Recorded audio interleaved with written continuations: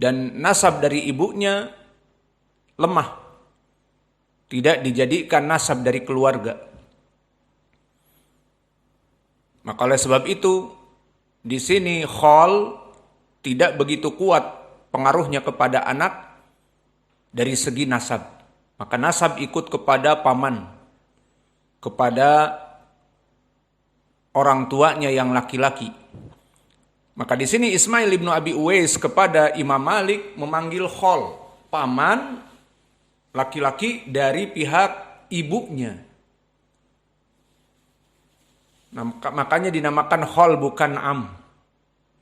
Kemudian Imam Malik ibnu Anas, dia Al-Asbahi, Al-Madani, Al-Qurashi, maka dia adalah ru'us dari tabaqah itba'ut tabi'in.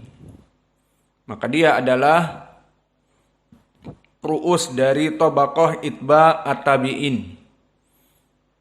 Berbeda dengan Ismail, yang mana dia di tabaqah yang ke-10 dari guru-gurunya Imam Al-Bukhari, termasuk dari guru Imam Al-Bukhari di tabaqah yang ke-10 yang hidup bersama Imam Ahmad di zamannya. Maka Imam Malik, Imam Darul Hijrah, telah banyak ucapan para ulama kepadanya. Imam Abu Hatim mengatakan Malik siqatun imam Ahlul Hijaz. Maka dia adalah imamnya Ahlul Hijaz, dan Hijaz maknanya di zaman now adalah negara Arab Saudi. Hijaz masuk kepadanya Al-Madinah dan Makkah, dan masuk kepada sebagian negeri Yaman. Dan keutamaan dari Imam Malik di sini pun selain dia imam asbatu ashabi Zuhri, maka dia termasuk asbatun nas kepada Imam Az-Zuhri. Dan di sini antum lihat bagaimana sanadnya dari Malik kepada siapa? Kepada Imam Az-Zuhri. Berarti di sini periwayatan Imam Al-Bukhari sangat kuat. Meriwayatkan Malik dari Imam Az-Zuhri, dan Malik periwayatannya kepada Imam Az-Zuhri min asbatin nas. Berkata Abu Daud, laisa fid dunya ahsan haditsan minhu. Tidak ada di dunia ini orang yang lebih baik hadisnya daripada dia.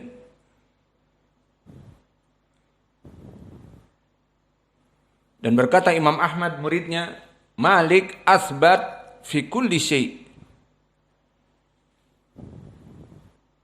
Bahwa Imam Malik sangat kuat dari berbagai bidang ilmu hadis. Dan berkata Imam An-Nasai, ma indi ba'da tabi'in ambal min Malik. Aku tidak mendapati dari kelompok para tabi'in setelah tabi'in, karena dia itba'ut tabi'in, yang paling pandai kecuali Imam Malik. Wala ajalla minhu.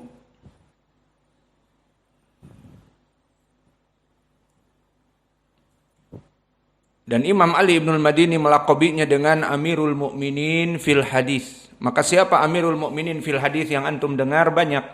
Sufyan Ats-Tsauri, Amirul Mukminin fil hadis. Imam Malik, kata Ali ibn al-Madini, Amirul Mukminin fil hadis. Dan Imam Syu'bah ibn al-Hajjaj. Maka mereka orang-orang sebagai Amirul Mukminin di ilmil hadis.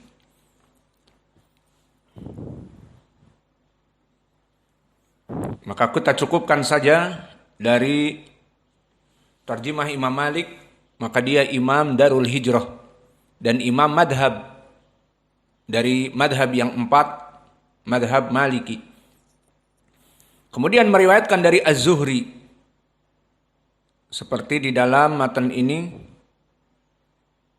Maka yang diinginkan dengan Az-Zuhri atau Ibnu Syihab, Az-Zuhri adalah Muhammad ibnu Muslim ibni Ubaidillah ibnu Syihab Az-Zuhri.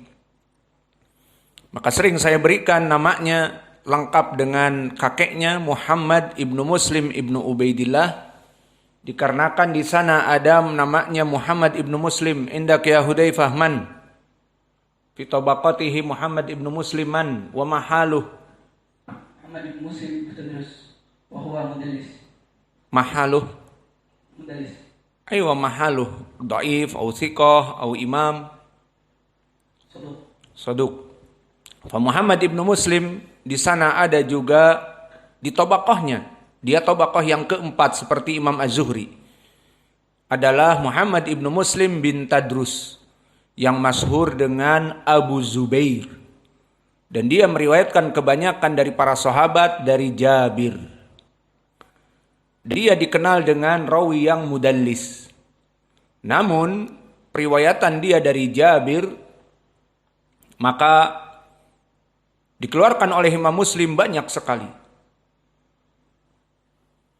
Karena dia termasuk orang yang kuat periwayatan dari Jabir, sehingga tadlis Abu Zubair kepada Jabir di Sahih Muslim la yadur, tidak berpengaruh an-anahnya. Dan begitupun faidah tentang permasalahan Abu Zubair pernah kita berikan apa tidak? Bagaimana riwayat hadisnya yang sahih jika meriwayatkan siapa dari dia? Ingat.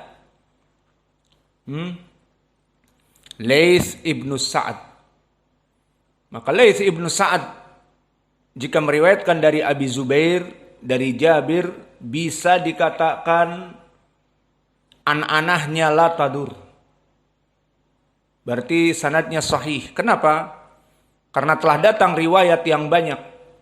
Laits ibnu Sa'ad dulu meminta kepada Abu Zubair dari kitab. Maka Abu Zubair memberikan kitabnya kepada Laits sebagai muridnya untuk dicatat. Kemudian Laits yang mengetahui bahwa Abu Zubair tukang tadlis, maka dia mengatakan kepada Abu Zubair, Laits ini, Ibnu Sa'ad imam, "Itini kitab alladhi anta sami'ta min Jabir." Aku minta kitab yang khusus kamu mendengar dari Jabir, yang bukan tadlis padanya. Maka diberikan ini kitab, catat semuanya. Maka dari sini para ulama beristimbat seperti Ibnu Hazm di kitabnya Muhalla. Dia beristimbat bahwa periwayatan Laits dari Abi Zubair, dari Jabir, meskipun selain dikeluarkan oleh Imam Muslim, karena Imam Al-Bukhari tidak meriwayatkan dari Abu Zubair, tidak mau. Imam Muslim masih meriwayatkan. Maka jika periwayatan Laits an Abi Zubair an Jabir selain di kitab Sahih Muslim, maka Ibnu Hazm mengatakan bisa bersambung sanadnya. Berarti riwayatnya bisa sahih. Periwayatan siapa tadi? Laits ibnu Sa'ad an Abi Zubair dari Jabir. Maka ini dari permasalahan Muhammad ibnu Muslim ibnu Tadrus, dan permasalahan kita bukan dia sebetulnya, namun sambil lewat faidah. Maka pembahasan kita Muhammad ibnu Muslim ibnu Ubaidillah, dan dia Imam Az-Zuhri. Imam Az-Zuhri telah sering kita ulang bagaimana kedudukan beliau. Berkata Abu Daud As-Sijistani, ahsanun nas haditsan, sebaik-baiknya perawi hadis di zamannya. Berkata Abu Zur'ah, Az-Zuhri ahfad ar-rajulain, bahwa Imam Az-Zuhri orang yang lebih hafal dari manusia-manusia yang ada.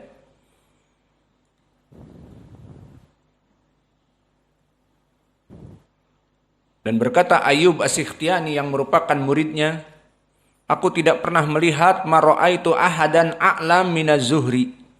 Tidak pernah aku melihat orang yang hidup di zamannya tentunya yang lebih kuat daripada Imam Az-Zuhri.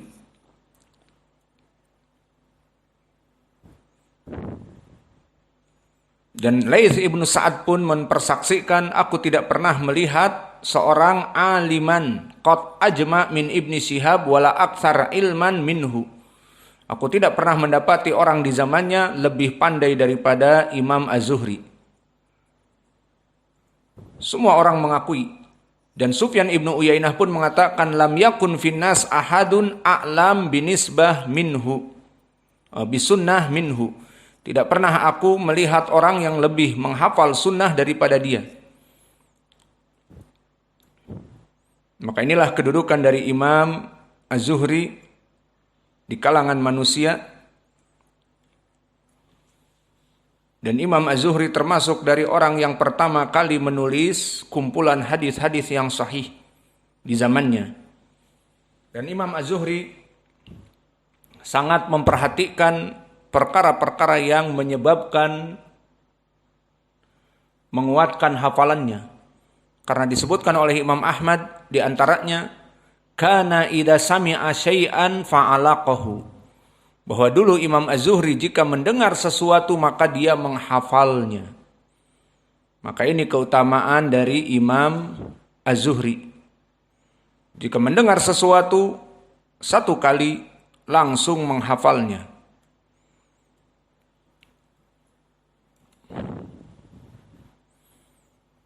Lalu apa yang dilakukan oleh Imam Az-Zuhri untuk menjaga kesehatan dan untuk menjaga hafalannya? Kana yuhibul asl, bahwa dia sangat mencintai madu. Karena dia mengatakan di banyak riwayat bahwa memakan yang manis-manis akan menyebabkan hafalan menjadi baik. Seperti madu dan juga royal jelly. Itu yang akan membuat hafalan baik. Dan menjauhi perkara-perkara yang kecut. Maka disebutkan di beberapa asar dari dia, kana yakrahu tufah. Wa qala at-tufah yurithu nisyan. Dulu Az-Zuhri membenci apel. Dan apel yang diinginkan apel yang kecut, apel yang hijau, apel malang. Adapun apel yang manis, maka dohirnya tidak masuk. Namun yang jadi poin tetap Imam Az-Zuhri menjauhi apel. Dan disebutkan at-tufahatu turithu nisyan. Bahwa apel menyebabkan jika dimakan menghancurkan hafalan. Menyebabkan seseorang menjadi